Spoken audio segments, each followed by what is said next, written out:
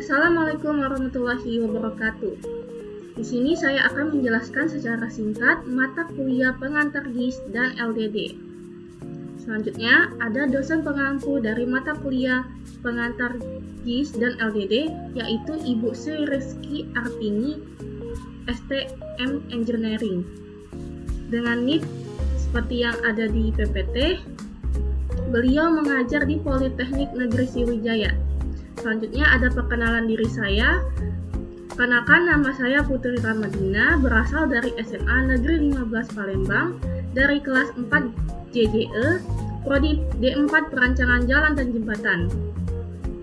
Baiklah, sebelum saya mulai menjelaskan, di sini saya akan memberitahu terlebih dahulu, saya mendapat PPT ini bersumber dari Ibu Sri Rizky Artini. Nah, yang pertama yaitu ada pengertian geodesi. Geodesi adalah ilmu yang mempelajari pengukuran bumi, penentuan bentuk, dimensi bumi, dan yang paling penting adalah penentuan posisi dalam bentuk koordinat.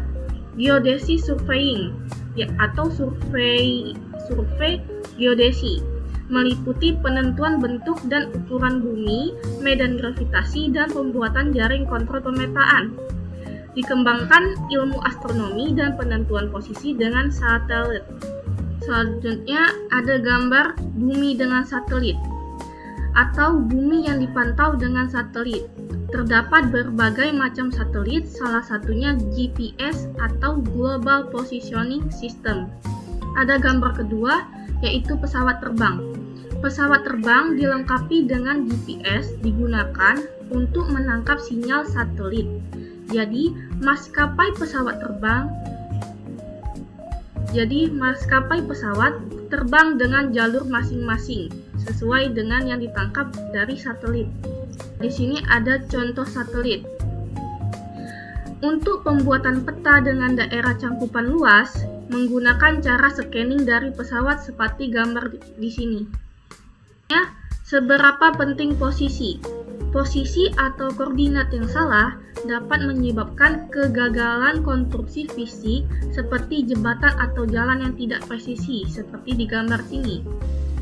Koordinat yang salah menyebabkan posisinya tidak terletak pada posisi yang seharusnya.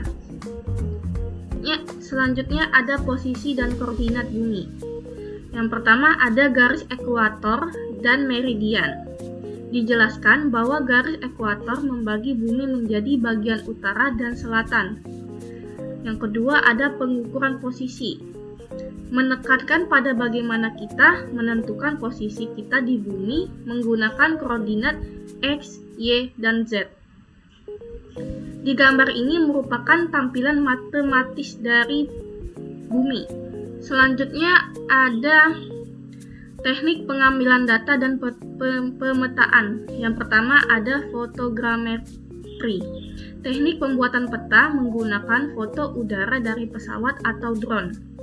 Selanjutnya ada remote sensing, yaitu mendapatkan informasi objek di bumi tanpa menyentuhnya, misalnya menggunakan citra satelit untuk pemetaan pulau yang luas. Selanjutnya yang terakhir ada kartografi.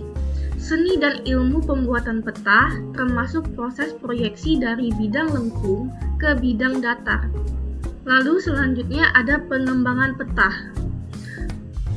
Pembuatan peta. Kalau dahulu menggunakan kertas atau mat, sekarang bisa disimpan dalam bentuk soft copy, file, atau aplikasi.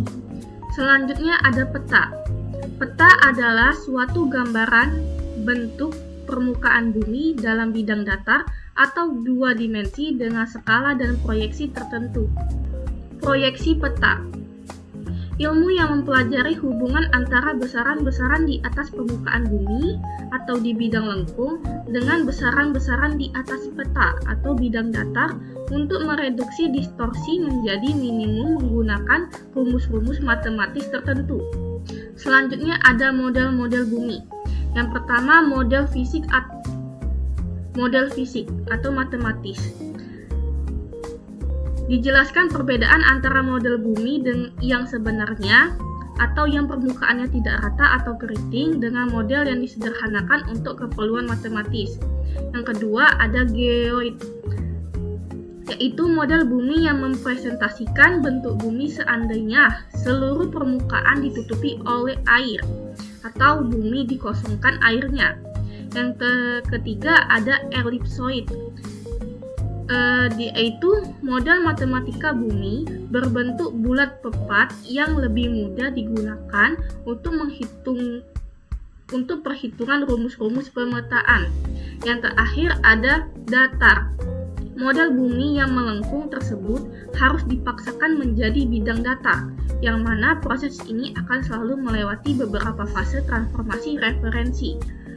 Permasalahan model bumi. Yang pertama ada penyajian bidang lengkung ke bidang datar. Yang kedua ada bidang lengkung didatarkan akan terjadi distorsi atau penggeseran. Yang terakhir ada perubahan tersebut, yaitu terdapat jarak sudut dan luas. Di sini ada contoh gambar hasil pengukuran. Selanjutnya ada generalisasi peta skala besar ke skala kecil. Seperti yang kita lihat, semakin besar skalanya, maka semakin juga kecil juga gambarnya, dan sebaliknya.